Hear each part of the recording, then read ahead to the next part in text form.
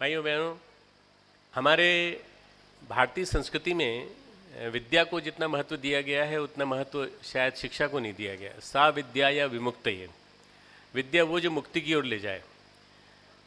ऋतम ज्ञानेन मुक्ति, ज्ञान के बिना हमको सत्य नहीं प्राप्त होता। ज्ञान जो है वो विद्या से ही प्राप्त होता है। शिक्षा जो है वो बम्बार्डमेंट ऑफ इंफॉर्मेशन है, एंटरटेनमेंट है, ढेर सारी चीज़ों की जानकारी है, और डिग्रीज जितनी मिलती हैं वो सारी सारी हमें शिक्षा की वजह से मिलती है। इसलिए शिक्षा का महत्व है। मैंने MBBS किया, MD किया मेडिसिन में, और उसके बाद जब मैं गुरुदेव के पास आया तो गुरुदेव ने ये कहा कि बेटा तुमने शिक्षा तो खूब पढ़ ली, अब तुम विद्या पढ़ो।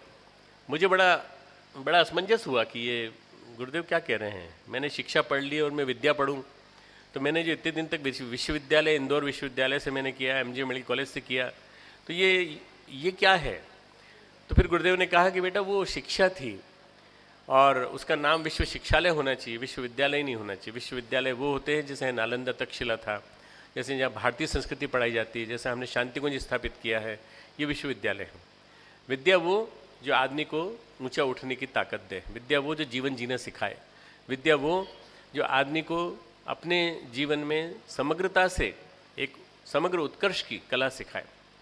ईशावास्योपनिषद में 2 श्लोक बहुत अच्छे हैं जो ज्ञान और अज्ञान के ऊपर, विज्ञान के ऊपर, विद्या के ऊपर और अविद्या के ऊपर, दोनों के ऊपर बड़ी अच्छी एक समीक्षा करते हैं। अविद्या भी जरूरी है, अविद्या यानी विज्ञान, और विद्या भी जरूरी है, पर एक की उपासना, एक की एकांगी उपासना हमें गड़बड़ा देती है। इसलिए अविद्या की एकांगी उपासना वो भी हमें गड़बड़ा सकती है, और अगर विद्या की एकांगी उपासना करते वो भी गड़बड़ा सकती है। तो दोनों को मिला करके हमें जीवन में उतारने का प्रयास करना चाहिए।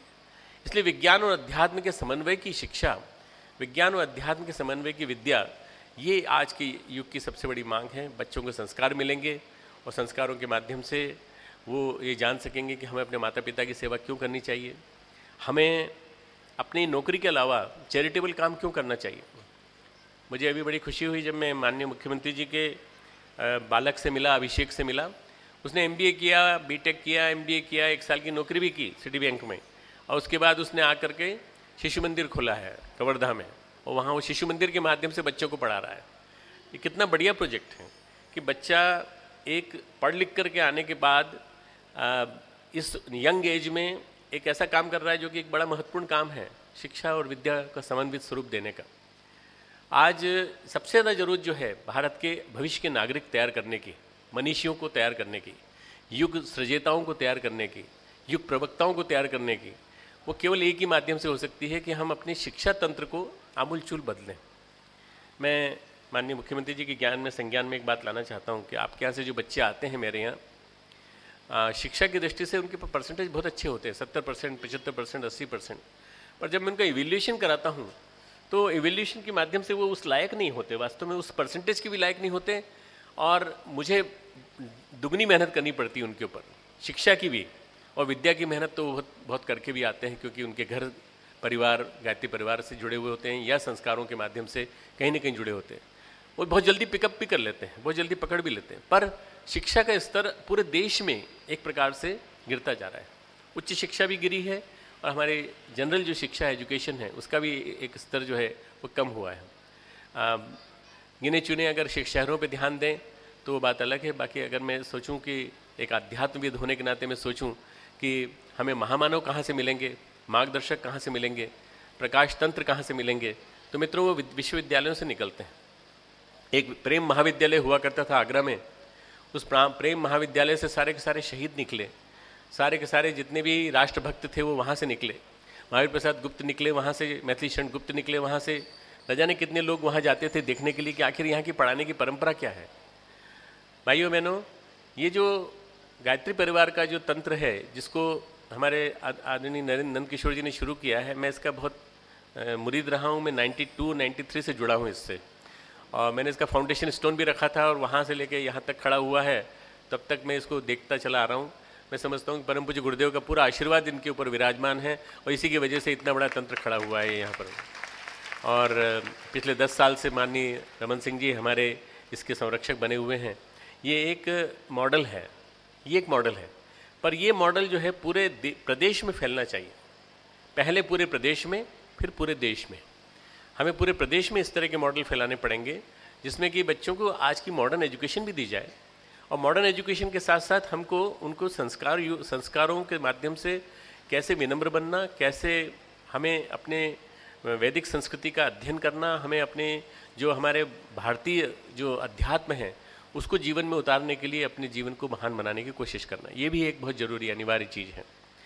संस्कृत सीखना भी जितना ज़रूरी है उतना ज़रूरी इंग्लिश सीखना भी है, और हिंदी सीखना इतना ज़रूरी है उतना ज़रूरी है कि हम अन्य भाषाएं भी सीखें।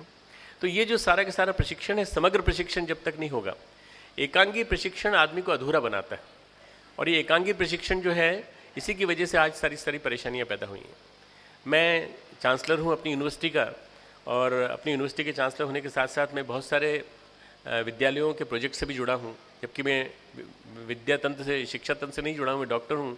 पर मैं जब देखता हूँ कि अगर इस देश के नागरिकों की आवश्यकता पूरी करनी है, इस देश को आदर्श नागरिक देना है, महामानव देना है, जैसा मेरे गुरुदेव और वंदनीय माता जी ने चाहा था कि महामानवों की आवश्यकता हमको पूरी करनी है, तो वो महामानवों की आवश्यकता पूरी करने का तंत्र केवल गायत्री परिवार दे सकता है। और गायत्री परिवार के पास इतने सारे शिक्षक हैं, इतने सारे शिक्षक शिक्षिकाएं हैं, यदि वो सबके सब अपना समयदान देना चालू करें, समयदान के माध्यम से यदि वो अच्छे महामानव बनाने का तंत्र चालू करें, तो एक बहुत बढ़िया प्रक्रिया हो सकती है कि हम श्रेष्ठ मानव पूरे विश्व को, पूरे देश को दे सकते हैं। भाइयों, भारत को जगत गुरु कहा जाता है। जगत गुरु, सोने की चिड़िया, सब कुछ नाम उसको दिए जाते हैं भारत को। क्यों दिए जाते हैं? क्योंकि भारत सारे विश्व को मार्गदर्शन करता था, सारे विश्व का मार्गदर्शन करता था, और सारे विश्व को वो देता था, कुछ देता था। जो देने वाला होता है वो देवता कहलाता है। इसलिए हमारे यहाँ देव संस्कृति की महत्ता बताई गई है कि देने वाली संस्कृति। हम बांटें, हम ज्ञान को दें, और ज्ञान को दे करके हम लोगों को समझाएं कि क्या करना चाहिए। मित्रों, ये अगर हम लोग यहाँ से अगर एक संदेश दे सके विश्वविद्यालय के माध्यम से, महाविद्यालय के माध्यम से, तो ये बहुत बड़ा एक नए प्रकल्प का शुभारंभ होगा। विज्ञान पढ़ना जरूरी है, चिकित्सा विज्ञान पढ़ना जरूरी है, मानव शरीर विज्ञान पढ़ना जरूरी है, सब कुछ पढ़ना जरूरी है, पर सबसे ज़्यादा पढ़ना जरूरी है मानव जीवन के बारे में, कि जीवन को कैसे ऊंचा उठाया जाए, जीवन को ऊंचा उठाने के लिए क्या किया जाए। हमारे बहुत सारे ऋषि मुनि जो थे वो ज़्यादा पढ़े लिखे नहीं थे, पर तपस्वी थे। तपस्या का जो अर्थ है वो आदमी को सही अर्थों में जीवन में आदर्शों को स्थापित करते हुए एक महामानव बनने की कला सिखाता है। आज मनीषी संसार में बहुत हैं। आप पत्रकारों को देख लीजिए, वैज्ञानिकों को देख लीजिए, ऑफिसर्स को देख लीजिए, आईएएस ऑफिसर्स को देख लीजिए, सभी हैं, मनीषी हैं। पर हमारे श्रुति में लिखा हुआ है मनीषी नस्तु भवंती पावनानी न भवंती। मनीषी तो बहुत सारे हैं पर पवित्र नहीं हैं। पवित्र मन वाले, शुद्ध अंतःकरण वाले हमें ढेर सारे मनीषी समाज में चाहिए। क्योंकि कहीं प्रकाश दीप नहीं दिखाई पड़ता, प्रकाश स्तंभ नहीं दिखाई पड़ता, इसलिए वो लोग भटक रहे हैं। आज का युवा भटक रहा है। आज का युवा न केवल नौकरी की तलाश में भटक रहा है, बल्कि वो नशे में भटक रहा है। बहुत सारे उसको मार्गदर्शन देने वाले लोग नहीं हैं, इसलिए वो मार्गदर्शन का तलाश रहा है। उसको मार्गदर्शन देने वाले ढेर सारे हमको मार्गदर्शक तंत्र खड़े करने पड़ेंगे, और वो हमको आप लोगों के माध्यम से बनेंगे। जो यहाँ बच्चे बैठे हैं, मैं उनका ध्यान आकर्षित करना चाहता हूँ कि बेटा तुम लोग जो पढ़ रहे हो, जो तुम्हारी पढ़ाई है, उस पढ़ाई में बहुत सारी चीज़ें ऐसी हैं जो तुम्हारी कोर्स की एजुकेशन की किताबें हैं, पर इसके अलावा भी बहुत सारी चीज़ें ऐसी हैं जो पढ़ना चाहिए तुमको हमारे उपनिषदों में क्या लिखा है, तुमको हमारे विभिन्न प्रकार के जो मानवीय मूल्यों के जो ग्रंथ हैं उनमें क्या लिखा है। हमारे परम पूज्य गुरुदेव ने 3200 किताबें लिखी हैं, जिनका कि पूरा वांग्मय यहाँ स्थापित है, और उन्होंने ढेर सारा काम करके रखा है। उन सबको जीवन में उतारने के लिए हम क्या कर सकते हैं, उनकी कार्यशाला, प्रयोगशाला आपके माध्यम से बन सकती है। और आप यहाँ से जब बनेंगे, पढ़ेंगे, जब यहाँ से जाएंगे, तो बचाए नौकरी तलाश करने के मित्रों, यदि आप सब शिक्षक बन जाएं और आप शिक्षक बनकर के पूरे प्रदेश को शिक्षित करने की कोशिश करें, तो छत्तीसगढ़ को एक समृद्ध राज्य बनने से कोई नहीं रोक सकता। एक समृद्ध, सशक्त, संपन्न, सुसंस्कारी, स्वावलंबी राष्ट्र बन सकता है, राज्य बन सकता है। और छत्तीसगढ़ से वो दिशा जाएगी। छत्तीसगढ़ के प्रति मेरा विशेष प्रेम है, क्योंकि मेरे गुरुदेव का विशेष प्रेम था। मेरे गुरुदेव छत्तीसगढ़ को अपना हृदय क्षेत्र कहते थे, और आप लोगों को मालूम भी होगा, मैं बता भी चुका हूँ, पहले भी मुख्यमंत्री जी की भी उपस्थिति में बता चुका हूँ कि हमारे छत्तीसगढ़ का अधिकांश कार्यकर्ता, हमारे छत्तीसगढ़ का कार्यकर्ता 40% से लेकर 50% कार्यकर्ता हमारे छत्तीसगढ़ से आते हैं। छत्तीसगढ़ उड़ीसा का जो बेल्ट है ये पूरा पूरा, ये हमारे सब कार्यकर्ता हमारे यहाँ बहुत सारे स्वयंसेवी कामों में हमारे यहाँ लगे हुए हैं। छत्तीसगढ़ नहीं होता तो शायद शांति कुंज का बहुत बड़ा काम रुक गया होता। तो बहुत बड़ा काम जो है वो आप लोग कर रहे हैं, इसलिए छत्तीसगढ़ का हमारे ऊपर कर्ज है, वो कर्ज हमें चुकाना पड़ेगा।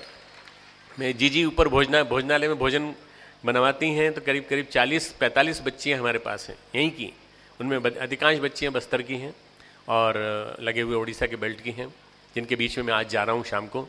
ये जो बच्चियाँ हैं जिस निर्मल भाव से भोजन बनाती हैं, जिस निर्मल भाव से जप करती हैं, अखंड जप में वो बैठती हैं, 3 से लेकर 4 घंटे हर एक को गायत्री मंत्र का जप करना अनिवार्य है। गायत्री माता के सामने बैठना 24 घंटे जप का क्रम चलता है।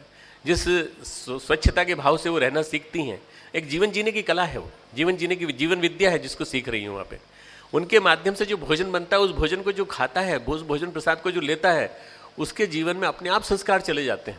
कई बार लोग बदल के आते हैं तो कहते हैं इसका कारण क्या है, मैं बताता हूँ, छत्तीसगढ़ की बहनों का बनाया हुआ प्रसाद है उसका मूल कारण। छत्तीसगढ़ की बहनों का, अगर वो नहीं होती, यहाँ तक कि मेरी ग्रैंड डॉटर, सबका ध्यान आकर्षित करना चाहिए, मेरी पोती जो है वो छत्तीसगढ़ी बोलती है पूरी तरह से, उन्हीं के साथ रहती है, उन्हीं के साथ खेलती है, तो पूरी तरह से मेरे से बोलती है और पूरी तरह से वो उन्हीं में बात करती है। 4 साल की है, 4-4.5 साल की है। तो मेरी बहू जो है, मेरी डॉटर इन लॉ, वो बड़ी परेशान होती है, पापा इसका क्या होगा। मैंने कहा कुछ नहीं होगा, ये भी जीवनदानी बनेगी, समयदानी बनेगी और छत्तीसगढ़ में जाके समयदान देगी जाकर इसलिए सीख रही है। भाइयों बहनों, मैं चाहता हूँ हमारा देव संस्कृति विश्वविद्यालय, जिसकी कि आज हम शुरुआत करने जा रहे हैं, अभी थोड़ा सा लीगल वर्क बाकी है, परंतु माननीय मुख्यमंत्री जी पूर्णतः सहमत हैं, मैं भी पूर्णतः सहमत हूँ। सारा के सारा जो नो हाउ है वो शांति कुंज के द्वारा दिया जाएगा, पूरा के पूरा करिकुलम शांति कुंज में जो चलता है वो चलेगा और यहाँ इस विश्वविद्यालय को हम पूरी तरह से मॉनिटर करके चलाएंगे। जैसा यहाँ के रूल्स रेगुलेशंस होंगे उसके हिसाब से चलाएंगे। बच्चों को हम इतने हल्के एक जस्ट नॉमिनल, जिसको कह सकते हैं नॉमिनल कॉस्ट पे एजुकेशन देंगे और उसके लिए शिक्षकों की व्यवस्था भी हम लोग हम अपने माध्यम से कराएंगे। ये साउथ कैंपस हो जाएगा देव संस्कृति विश्वविद्यालय का। देव संस्कृति विश्वविद्यालय छत्तीसगढ़ का साउथ कैंपस राजनांदगांव में और नॉर्थ कैंपस बिलासपुर में, ये 2 कैंपस बनाने का मन है। और मैं समझता हूँ कि जैसे हमारे बलदेव सिंह जी भाई साहब सामने आए हैं, ऐसे न जाने कितने और भी लोग सामने आएंगे और इसके लिए अपना धन राशि संपन्नता के माध्यम से शिक्षा दान, विद्या दान सबसे बड़ा कहा गया है। शिक्षा के लिए दान, विद्या के लिए दान। जब मैंने विश्वविद्यालय आरंभ किया था देव संस्कृति विश्वविद्यालय, तो मेरे पास रिसोर्सेज बिल्कुल नहीं के बराबर थे। आज मेरे पास कम से कम 125 करोड़ की बिल्डिंग खड़ी हुई है। 125 करोड़ की बिल्डिंग वहीं पर बनी हुई है, वो सारी की सारी जनता के अनुदान से बनी हुई है पूरी पूरी।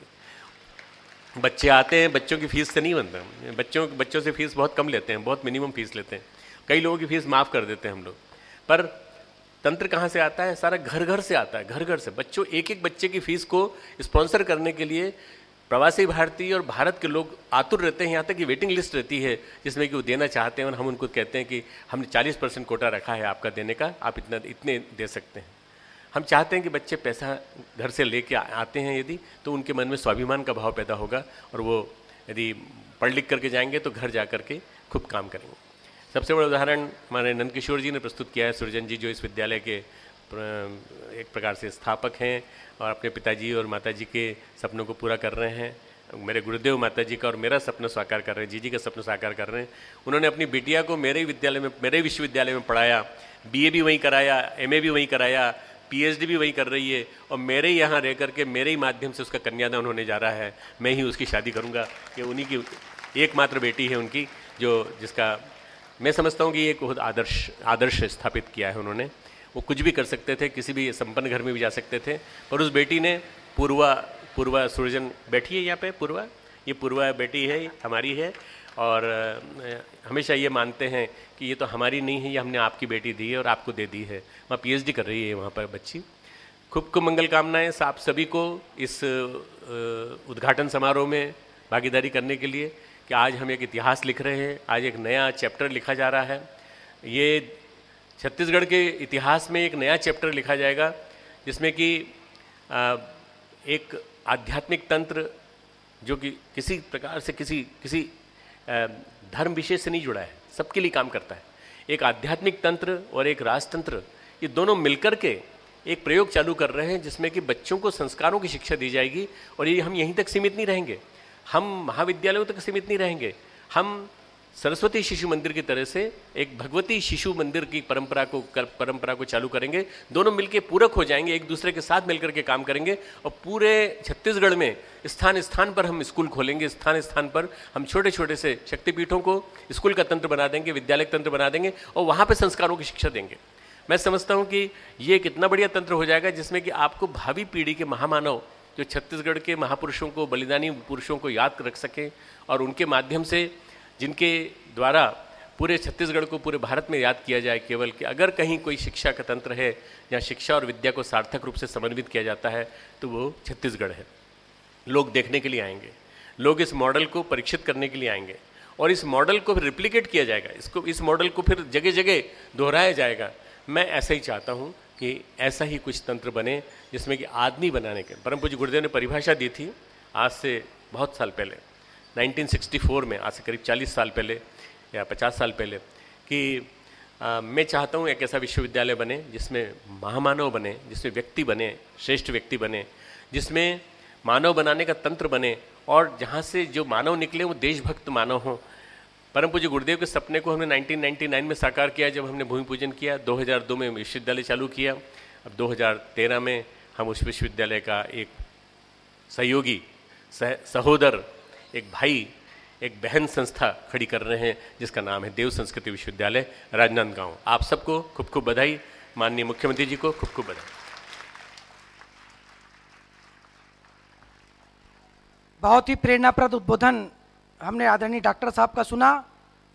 अपने लिए नहीं औरों के हित जो जीना सीखा, पर पीड़ा देख के जिसका अंतस चीखा, बन गया वही जग का पैगंबर, मंदिर का भगवान बन गया, गुरुद्वारे का ज्ञान ग्रंथ वह गिरजाघर की शान बन गया, गिरजाघर की शान बन गया। ऐसे आदरणीय डॉक्टर साहब जिनके कुशल मार्गदर्शन में अखिल विश्व गायत्री परिवार पूरे विश्व में भारतीय संस्कृति का ध्वजा लेके ध्वजा पताका का काम कर रही है। आइए, आज हमारे बीच में बड़े सौभाग्य की बात है, हमारे एक विशेष अतिथि और थे, आदरणीय शुक्ला जी, एनएमडीसी के अधिकारी आदरणीय शुक्ला जी का आगमन हो चुका है। हृदय से स्वागत, अभिनंदन। मैं वत्सला अय्यर मैडम प्राचार्य से निवेदन करता हूं पुष्पगुच्छ दे के स्वागत करें। हमारे बीच में नागरिक आपूर्ति निगम के अध्यक्ष और मध्य प्रदेश शासन के पूर्व मंत्री आदरणीय लीलाराम जी भोजवानी उपस्थित, उनसे निवेदन है मंच में आप स्थान ग्रहण करें। मैं निवेदन करता हूं आदरणीय सुरजन जी से, आप उनका पुष्पगुच्छ से स्वागत करेंगे। अब कार्यक्रम की अगली कड़ी से हम जुड़ते हैं। परम श्रद्धेय डॉक्टर रमन सिंह जी, जिनके कुशल मार्गदर्शन में छत्तीसगढ़ विगत 9 वर्षों से विकास की ऊंचाइयों को छू रहा है। उनका जो संदेश है कि गिरे हुए को एक बार उठा कर देखो, भटके हुए को सही राह पर ला कर देखो, मंदिरों की चौखट को बहुत रोशन किया तुमने, अंधेरी बस्ती में एक दीप जलाकर देखो, अंधेरी बस्ती में एक दीप जलाकर देखो। ऐसे ही शख्स हैं डॉक्टर रमन सिंह जी, जो पूरे छत्तीसगढ़ के विकास में अपनी महत्वपूर्ण भागीदारी अदा कर रहे हैं। ऐसे यशस्वी मुख्यमंत्री डॉक्टर रमन सिंह जी को हम सादर आमंत्रित करते हैं, आप आएँ और सभी को अपना मार्गदर्शन प्रदान करें। हम सब के लिए और छत्तीसगढ़ वासियों के लिए आज ये गौरवशाली दिन है, गौरवशाली क्षण है कि आज छत्तीसगढ़ और राजनांदगांव के इतिहास में हम सब के बीच अपनी गरिमा में उपस्थिति के साथ परम सम्मानीय डॉक्टर प्रणव पंड्या जी ने, जो आज पूरे दुनिया में गायत्री परिवार के मार्गदर्शक और प्रमुख हैं, उनके द्वारा एक अद्भुत सोच को क्रियान्वयन करने के लिए और एक प्रकार से आज उन्होंने अपनी मंशा और अपनी घोषणा और अपनी इच्छा व्यक्त की कि राजनांदगांव में देव संस्कृति विश्वविद्यालय की स्थापना, और वो उसकी स्थापना के लिए उन सब का जो पूरे देश और दुनिया में लोग हैं, उनकी एक प्रतीक्षा तो मेरे लिए सौभाग्य का विषय है कि मुख्यमंत्री के नाते, राजनांदगांव के विधायक के नाते हरिद्वार के बाद दूसरा विश्वविद्यालय की यदि स्थापना होगी तो वो पवित्र भूमि राजनांदगांव है। गुरुजी ने आज, मैं धन्यवाद देना चाहूँगा डॉक्टर साहब को कि जिन्होंने गुरुजी के और माताजी के उस कल्पना और उस सपना को देश और दुनिया में विस्तारित किया।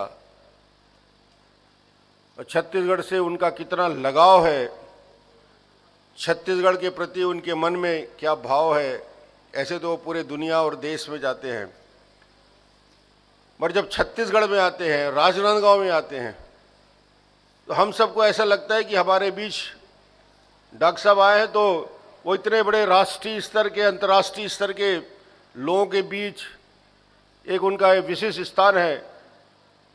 मगर छत्तीसगढ़ वालों को लगता है कि हमारे अपने छत्तीसगढ़िया हैं, अपने हैं, ये अपना भाव राजनांदगांव के हैं विशेष तौर से। तो ये संतों के साथ, बड़े लोगों के साथ यही होता है, जहां जाते हैं लोगों को लगता है कि वो उनके हैं, और हम लोगों को तो एहसास होता है।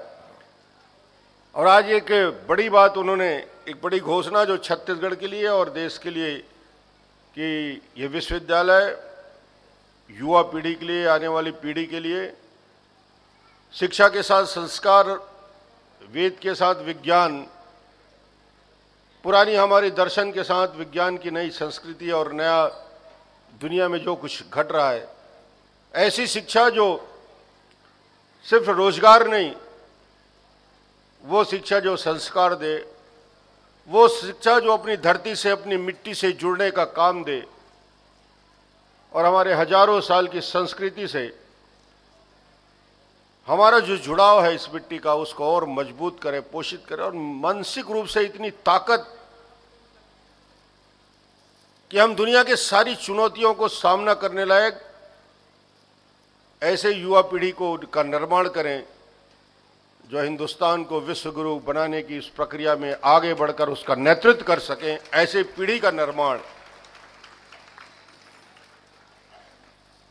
और इसके पीछे गुरु जी का आशीर्वाद, माता जी का आशीर्वाद। मैंने हरिद्वार में विश्वविद्यालय को देखा है काफ़ी नज़दीक से, वहाँ के शिक्षा पद्धति को देखा है, वहाँ के वाइस चांसलर और वहाँ के फैकल्टी से मिलने का मुझे सौभाग्य मिला। एक संपूर्ण भारतीय पद्धति, और जब संपूर्ण भारतीय पद्धति, भारतीय दर्शन, भारत की संस्कृति और गायत्री के उस मूल मंत्र को लेकर वो विश्वविद्यालय ना होकर जो कल्पना सैकड़ों साल पहले, हजारों साल पहले इस देश के मनीषियों ने की थी, नालंदा और तक्षशिला की उस परंपरा को हमने कहीं न कहीं तोड़ दिया था। मुझे लगता है कि वो फिर से उस परंपरा को पुनर्जीवित करने का प्रयास यदि किसी ने किया है तो गुरु जी के आशीर्वाद से और डॉक्टर साहब प्रणव पंड्या जी की मेहनत से आज हमारे बीच हमारे विशिष्ट अतिथिगण मौजूद हैं। डॉक्टर साहब का तो हमको आशीर्वाद मिला, हमारे सांसद मधुसूदन जी, हमारे महापौर जी, और